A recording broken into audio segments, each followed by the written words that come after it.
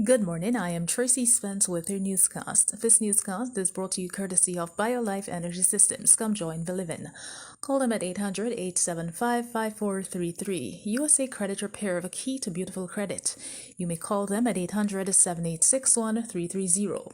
Cruising with the Case Handler, a show on personal injury and immigration, weekdays 8:30 a.m. on Saturdays 7 p.m. and 12 noon on Sundays. And the Supreme Power Homes, call them at 800-493-9002. Now for the news in details. Jamaica's Ministry of Health and Wellness, Christopher Tufton, said that with more than 9,600 infections and 225 deaths related to the coronavirus COVID-19 in Jamaica, the use of a vaccine has to form a part of the country's fight against the virus. Dr. Tufton, who was addressing the ministry's weekly virtual COVID conversations press briefing on Thursday, said that the level of conspiracy theories about vaccine appears to have reached a new high in the last week or so, with news that a COVID-19 vaccine may shortly become available. He insisted, however, that with more than 49.7 million people globally having become infected by COVID-19 and more than 1.2 million having lost their lives, vaccination as a response to containing the disease cannot be overlooked. The minister said he understands the concerns that persons have about the efficacy of the process, given the pace at which the various pharmaceutical companies are working to get the vaccines to market. But at the same time, he reminded the Jamaicans that vaccination has proven to be an undeniable success in the public health toolkit to reduce the burden of infectious diseases. The proposed youth and agriculture policy being developed by Jamaica's Ministry of Agriculture and Fisheries is expected to be completed and launched in 2021.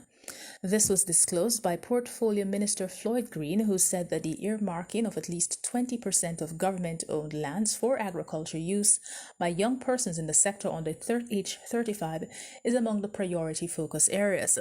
He was speaking during the launch of the Youth in Agriculture Roadmap at the ministry in Kingston on Thursday.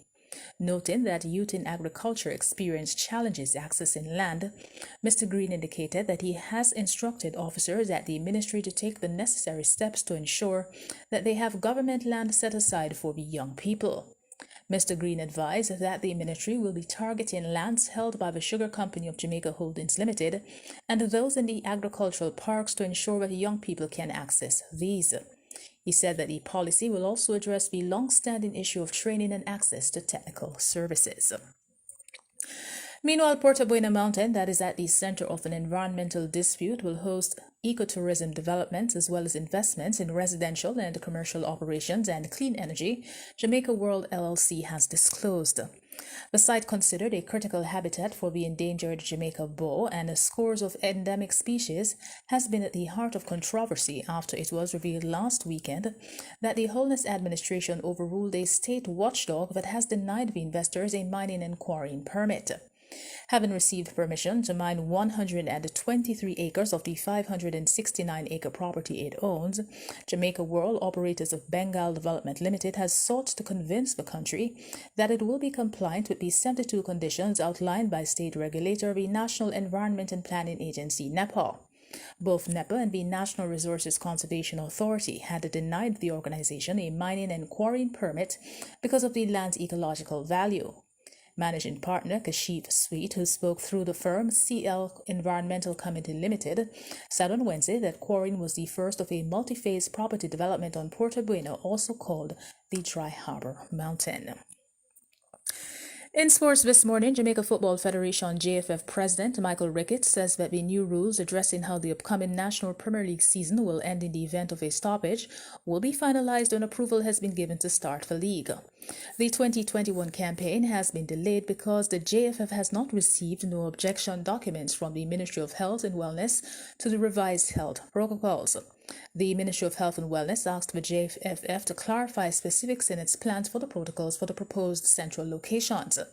To avoid another abrupt end to the upcoming campaign as experienced this year because of COVID-19, the JFF says that a new framework would be instituted and decided on before the restart. And that is it for the news. This newscast came to you courtesy of BioLife Energy Systems. Come join the living. Call them at 800-875-5433. USA Credit Repair, the key to beautiful credit. You may call them at 800-786-1330. Cruising with the Case Handler, a show on personal injury and immigration, weekdays 8:30 a.m. on Saturdays 7 p.m. and 12 noon on Sundays. And the Supreme Power Homes, call them at 800-493-9002. On behalf of the news and production team, I am Tracy Spence. Do have a good morning.